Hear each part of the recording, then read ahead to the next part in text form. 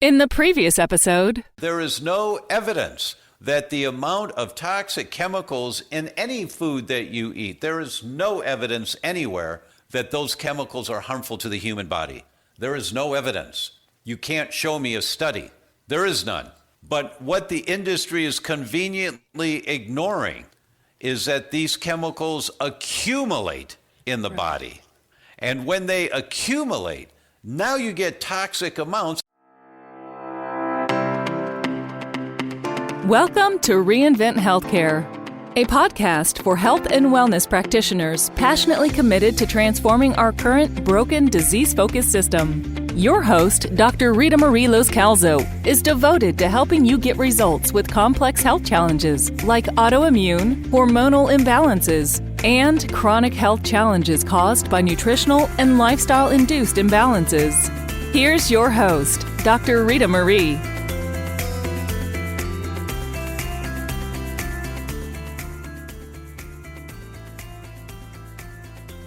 Welcome back to Reinvent Healthcare, the podcast for health and wellness practitioners who are passionate about making a difference.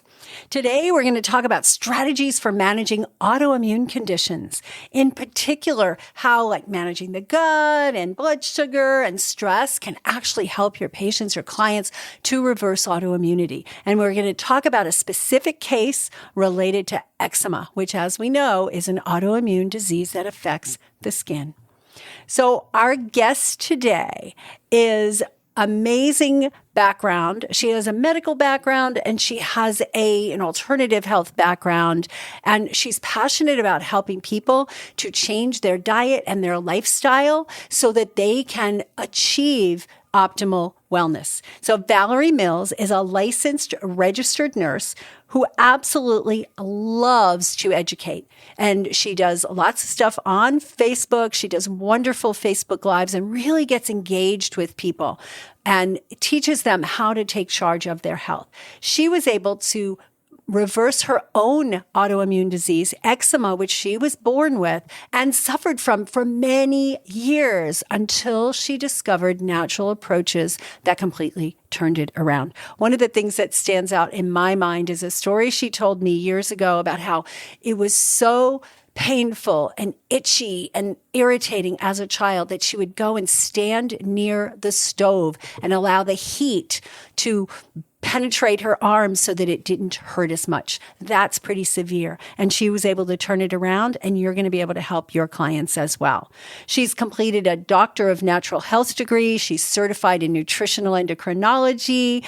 She has a natural health professional degree, herbalism degrees. She's a graduate in nutrition and nutritional therapy, and she even has a license in pastoral science and medicine. So you can hear that she is well-rounded, versed in both the natural approaches and in the standard medical approaches. And she worked in acute care hospital as a telemetry nurse and educator, and she saw countless patients not truly get well. And this frustrated her because she has a huge heart and wants to see people get well, and got into medicine, and nursing because of that desire. So she resigned to pursue her work in natural wellness. So her journey to achieve glowing skin has been successful. If you see her, she has beautiful skin now.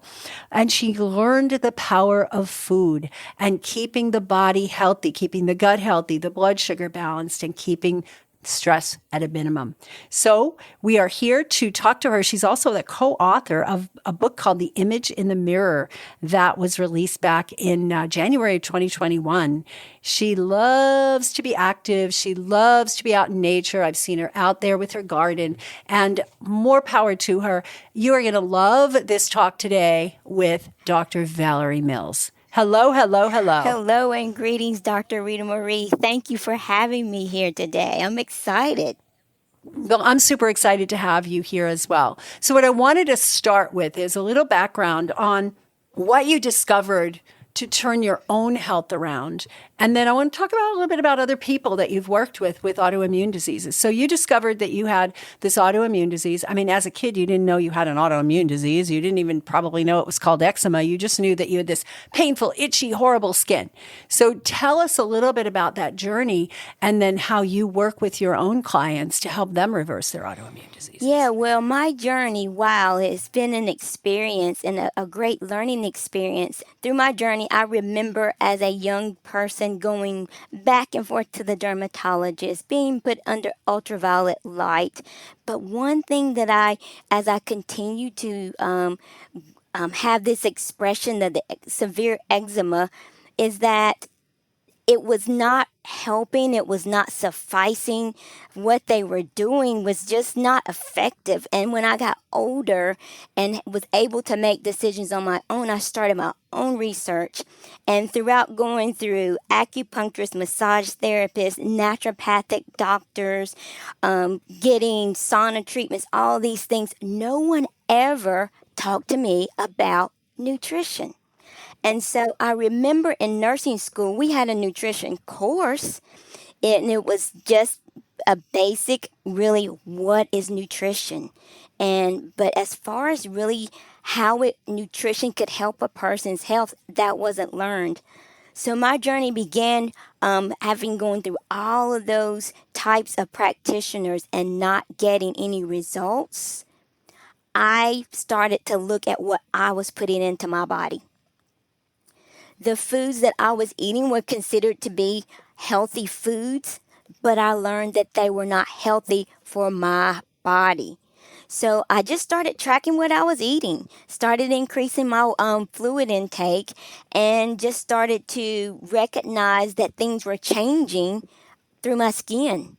And so that's really what got me into going more into learning more about nutrition and anything wellness and herbs that would help to heal my body and to not have that expression. Wow. So it's interesting that you did all the traditional medicine, not traditional, conventional medicine. I hate to use the word traditional when it comes to that because really the stuff that you went to next is more traditional. But you went through conventional medicine and they put you on drugs and they did all kinds of treatments and it didn't get better. And when you started to look at alternatives, you still didn't get better, right? You started to do the acupuncture and all that because nobody was addressing the elephant in the room, so to speak, right? What you were eating. Okay. So how quickly, once you started to identify food sensitivities and started to change your diet, and I want to hear more about how you worked on your gut because I've heard you speak about that before. I want to know how quickly did you see changes? Wow, I think probably for me within a week, to be honest. Wow. About a week for me, and then within 2 weeks, I saw some real dramatic changes that just empowered me more to continue to stay the course. So I would, yeah. That's quick. That's really quick considering, what, 20-something years or 20-ish years of suffering? Yes. Wow. Yes.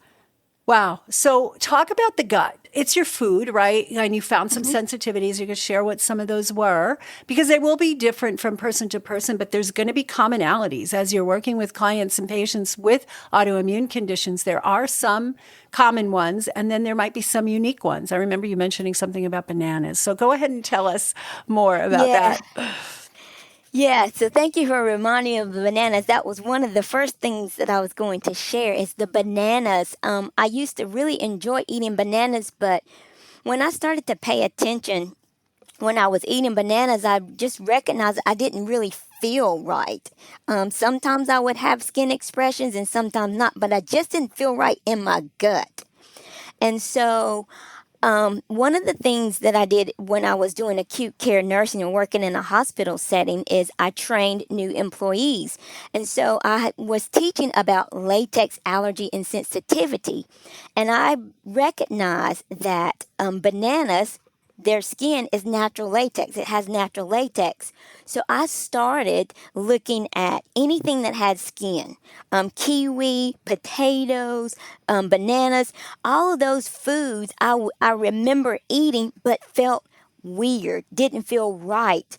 So when I stopped eating those for at least 4 days to a week, and then I didn't have these expressions or that feeling, I'm like, there's something to that. So that's one of the most profound things that I recognized was anything that has natural latex. I used to tend to be very sensitive to that. To this day, I like bananas, but I don't eat them unless they're about green. But that peeling of that banana, it just, I don't know if I have a mental block with it, but that's that natural latex. I just don't feel good with it. Well, this is a good thing for us to look at because a lot of us look at, gluten and dairy and eggs and, the common allergens, and we help people to get off of those, especially if they have an autoimmune disease. But the latex thing, that combination is like identifying a specific food like bananas, but you went deeper with that to look at, well, what's the commonality? What other foods have this latex and could that be it, right? And so that was really, really intuitive of you.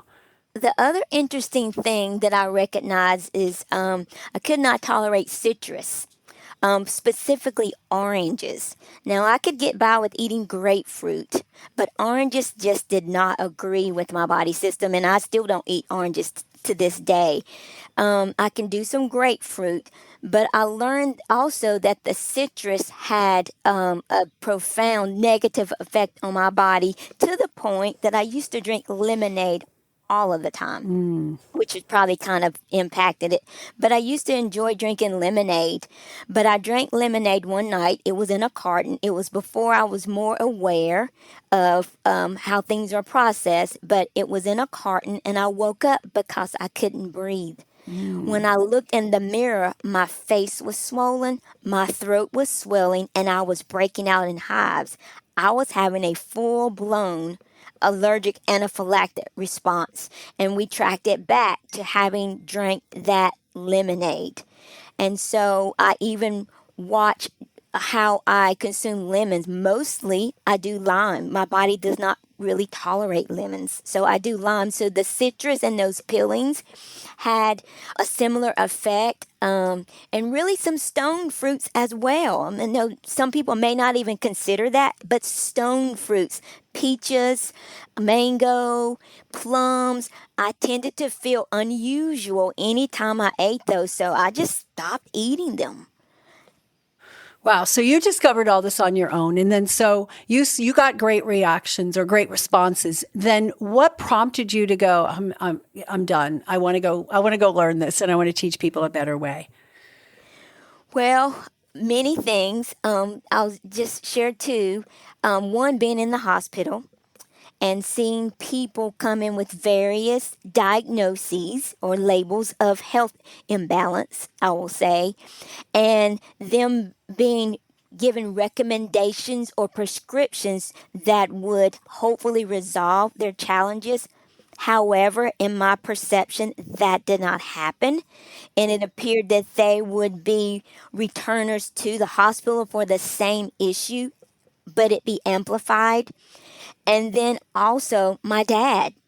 My dad was a diabetic. He was diagnosed diabetic. I think I was about 11 when he was diagnosed, when I learned of that.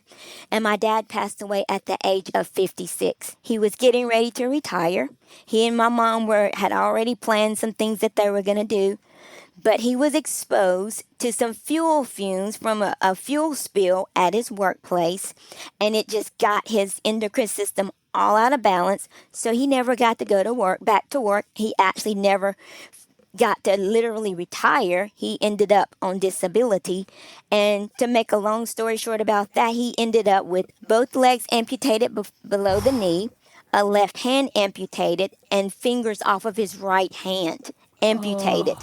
Because of complications of the diabetes, the blood sugar dysregulation, the blood sugar imbalance.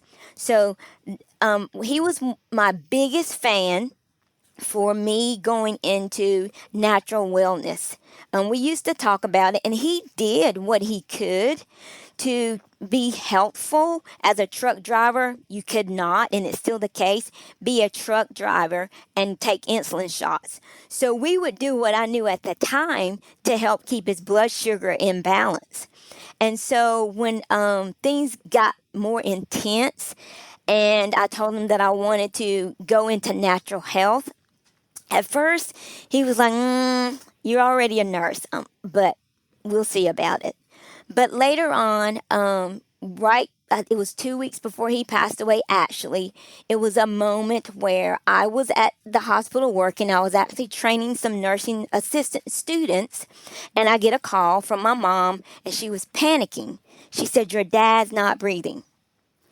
And I just froze where I was. And I said, okay, I'm coming. I threw everything down that I had, ran to my office, which was downstairs, on the way out, and told them that I was leaving to come and see about my dad.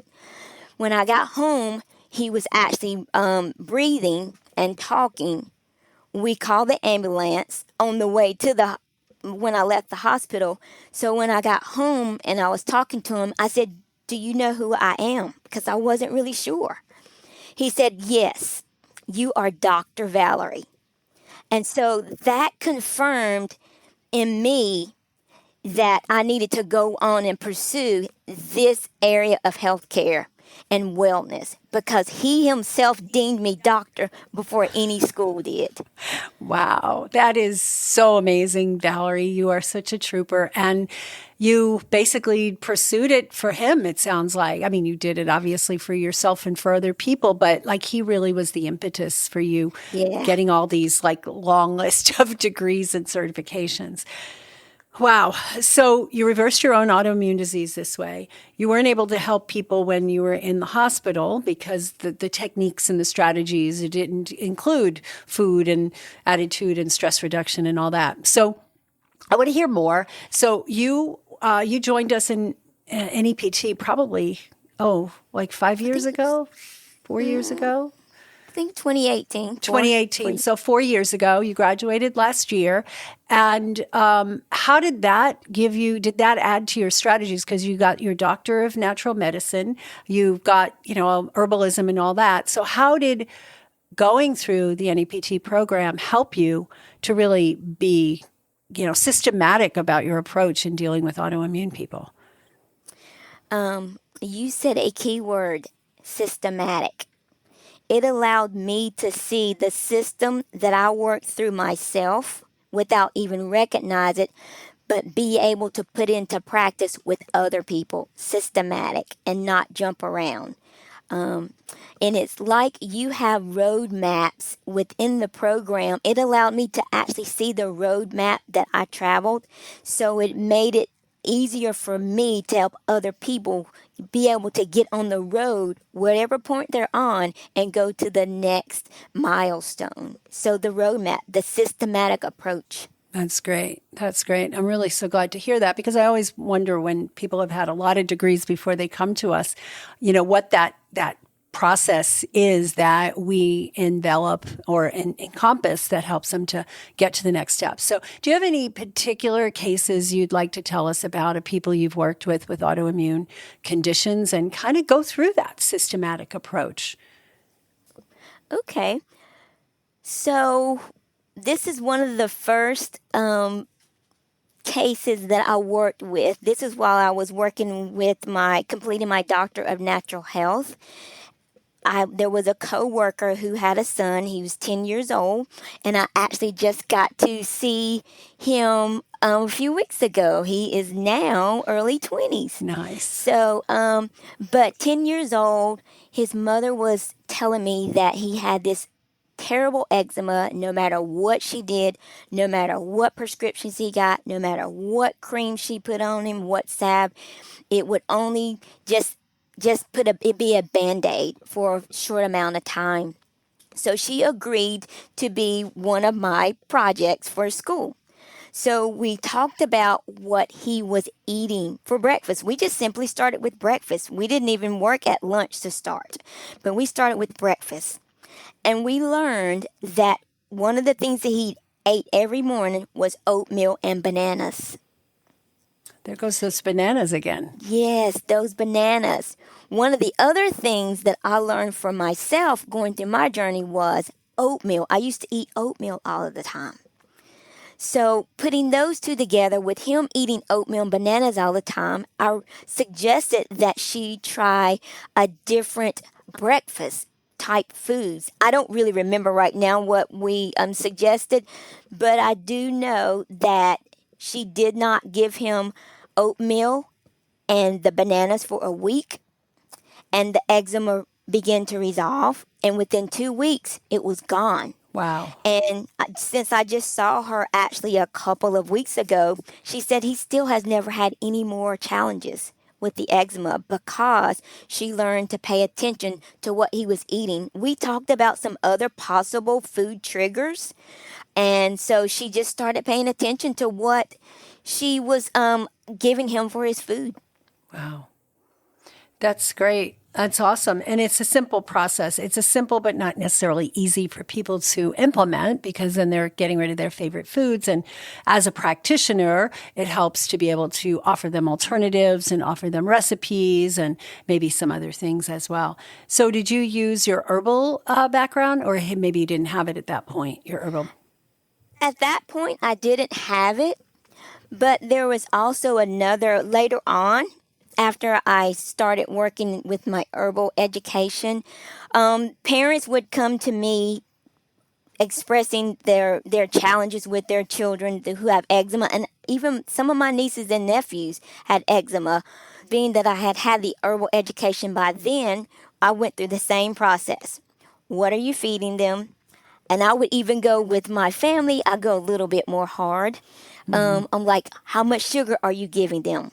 Because sugar makes a difference. And I will remind them of the familial history on both sides of our family for the blood sugar dysregulation. And I will just explain to them how that may impact the skin's expression because of the impact it has on the whole digestive system. So we go through what are they eating. We go through what are kind of activities there are they involved in, because nowadays many children are not as active as we were. I mean, they're more technology. So with the herbal part with them, I was at the time I started making my own skin products because of my own journey. So one of my favorite herbal things that I would recommend is calendula. And I would recommend calendula being used as a wash instead of soap. Or even sometimes I would make a salve with just calendula and no fragrance for them to have to put on for the discomfort for the skin. So calendula is my favorite go-to when it comes to skin issues. And also internally, if you drink it as a tea, it can also soothe that gastrointestinal lining to help to repair it. So that is my go-to for that. And then the other one, because sometimes when individuals have expressions of eczema, they may also express other allergies or respiratory challenges. So one of my other favorite go-to with herbs is stinging nettles, is to recommend that. Making a nourishing infusion or a tincture. My nieces and nephews would go for the tincture quicker than the nourishing infusion. But those are my two go-to herbs for the eczema or allergy sensitivities of that nature. Well, it also sounds like those can be helpful for anything related to the gut, right? Because nettles, in addition to being so good for the allergy symptoms, is loaded with minerals and nutrients that other foods don't necessarily have. And when someone is dealing with leaky gut, which is a predisposing factor to all autoimmune diseases, quite frankly, what the nettles can do is to nourish the tissues in the gut lining to heal. And then the calendula, we use that a lot in leaky gut formulas to help heal. So let's go. I mean, the stuff, this is really fascinating. You've had the experience with the skin, and then people are really dealing with this and they're trying to do all kinds of treatments like you did. Imagine if you had had this when you were a kid. Imagine if I somebody know. slapped on some calendula and gave you some calendula tea to take. How much different, and took away the bananas and the gluten and the other things. So what other foods do you find are common sensitivities when folks have eczema or another kind of autoimmune disease? Nuts. Knowing that nuts are not all the same, one of my other triggers that I learned about was pecans, cashews, walnuts, those type nuts. To make it simple, my body tolerates seeds, not nuts. Peanuts, which is a legume. However, I remember walking in Whole Foods when Whole Foods got to be the thing around here, and I did not recognize it for a while. But anytime I walked over to that peanut aisle and someone was making fresh peanut butter, I would start to break out an itch. And I didn't make the connection until one day my little cousins were here at our home and they wanted a snack. We had peanut butter. I didn't eat it, but it was here in the house because my sibling did. So I was simply preparing peanut butter sandwiches for them. Of course, it had gluten. That was before I knew about the gluten and how it impacts the gastrointestinal system. But I was just simply making them peanut butter sandwiches. And I started to break out in hives and started to break out an itch and started to have trouble breathing. I'm like, whoa. What is going on here? So I put that together. So another thing with autoimmunity is watching the nuts. And sometimes for some people, even the seeds, those type things. The fascinating thing when it comes to food and health is that food is powerful, and recognizing that just because it is deemed healthy does not mean that it is healthy for you. One of the great things about NEPT, being in the nutritional endocrinology program, is to make sure that we customize, we individualize for the person. Don't treat the person as a box. Treat them as a person. Treat them as an individual. Do that investigative thing that we do to find out that person and what their needs are. And that has been so impactful. I have done a lot of things with eczema, but one of my other cases that I would like to share with you is having worked with a person who had full-blown lupus. Yes, I would love to hear that. Lupus. She is and I've talked to her, it's been a year now, and she is still doing quite well. When she approached me to work with me, her numbers were very, very high. Even her electrolytes were all out of balance. Her potassium was near 7. So she had a physician who actually would allow her to share information, because I cautioned her to share about sharing information, certain things that we talked about with her physician, but her physician was actually open to me sharing things. And of course, that was limited to what I would share. However, working with this particular person, here's what I did again. I started with what she was putting in her body. When I started working with her, there was nothing from my perspective that she was putting in her body that was of nutritional value. And she was dehydrated. She was not drinking any water. It was all caffeine or some juice that was with high fructose corn syrup, all of those things. So bottom line, I started working with her, and she was actually on the verge of being in the hospital when I started working with her. And we took baby steps. We started with her hydration, just plain water. And then I started to introduce some herbal teas to just get her some nutrients. Again, that stinging nettles to get her some nutrients. And then I started to work with her breakfast, what she was eating for breakfast, and transforming her nutrient missing breakfast with nutrient foods that will allow her to get some nourishment. So we went through that phase of hydration and nutrients step by step. And one of the last times I talked with her, she called me in a panic, and she even three-wayed her doctor at the time because she couldn't remember what the doctor had told her. She called to tell me that her potassium was 5.5 and the doctor was in a panic. So I said, okay, but remember, now this is with the doctor on the phone. She called the doctor on the phone. I said, but you remember when we started working together, it was 7.5 and now it's down to 5.5. Wow. And her red blood cell count dramatically improved. Her immune markers dramatically decreased. So when I helped them to realize where she was and where she had come, then they all took a deep breath and was like, wow, that is correct. And we simply started with hydration and food, making sure that she was putting nourishing food and fluids in her body. And we did that before we even started to work on the sleep part. Wow. So this, as you go through this, it reminds me, there's a lot of people studying functional medicine these days, a lot who have come through an allopathic route, nursing or doctors like you. But they tend to be always looking for what lab tests do I need to run and what nutrients do I need to give without actually looking, like your experience with the acupuncturists, naturopaths. They were looking at things that are important, obviously, but they were looking at it without first looking at the basics. And I think that this is just a reintroduction. Yeah, we need to know how to read labs. We need to know how to, order, or recommend specific labs for specific functional areas of the body. That's super important. But if we do that and then recommend supplementation as a result of those responses, and we don't really go into the basics of the food, then we're putting the person at risk of not getting better. And especially with autoimmune stuff, because there's the stressors, there's the leaky gut.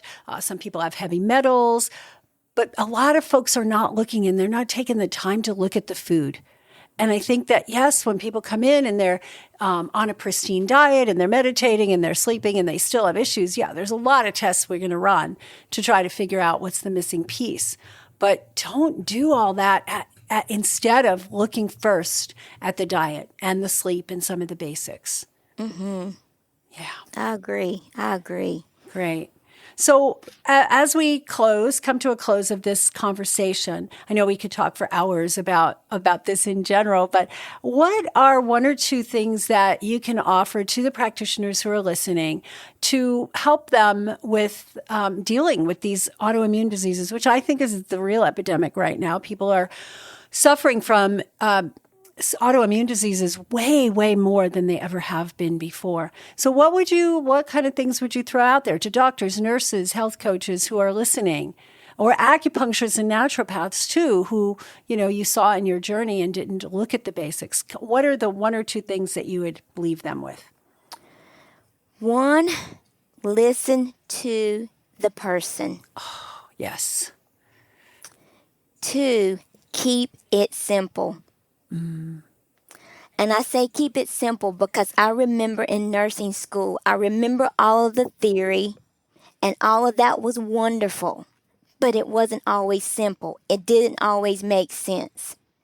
But I believe when we keep things simple and work within the space and at the point where our clients are, they receive us better. They receive what we're sharing with them better, and they're able to do what I like to call pass. They're able to pass from where they are to where they're going to be. Awesome. Great advice. So we've been speaking with Dr. Valerie Mills. We will have all of her contact information on the show notes page. And I'm super excited. Thank you so much for being here today, Valerie. I really enjoyed talking to you. And I want to leave you all with this. As practitioners, we're here to help our patients. And one of Valerie's, her first recommendation is listen. So many of the people we see have not been listened to. They've got a diagnosis on a piece of paper. They walk in with whatever that is, and they really need to be heard. And when you listen and you listen to what they're doing and what inspires them and what aggravates their symptoms, that's when you get really, really good progress, and it gives you that insight as to what they need to be doing. The second thing is, we need to understand this stuff. We really do need to understand how the immune system works, how the gut works, how the blood sugar balancing, how all this stuff plays in. And then what are our tools? What are our natural tools that we have? The biggest one is let's look at what they're eating as a starting point. And the more you guys master the art of teaching and empowering your clients and patients to use the power of food, to use the power of the natural lifestyle activities that make sense, the better you're going to get, the better your results are going to be. And they're going to think of you as the hero who solved this problem that nobody else was able to solve. And you're going to have a fulfilling and very lucrative type practice because people are going to start to send people your way. And that's what we're here for, right? We really want to help people. We want to be able to make this our main thing that we do in life. And so I would encourage you to go to the reinventhealthcare.com/immune and download the guide that I gave you that has a lot of these basics that Valerie talked about today in terms of foods and in terms of nutrients and things like that, and herbs as well. And just go on and put this stuff into action. Visit our page, visit reinventhealthcare.com, and there's a link at the top. You can post your questions. We periodically check those questions and incorporate those into our future talks. So I invite you to just go out and be unstoppable as a practitioner and use this methodology to help people get well. We're here to change the system and reinvent healthcare. So until next time, shine on. Thank you for listening to the Reinvent Healthcare podcast. Join the movement of practitioners that are guiding people to actually get well rather than covering up their symptoms. Connect with us at reinventhealthcare.com to access resources and tools that will empower you to create a thriving health practice.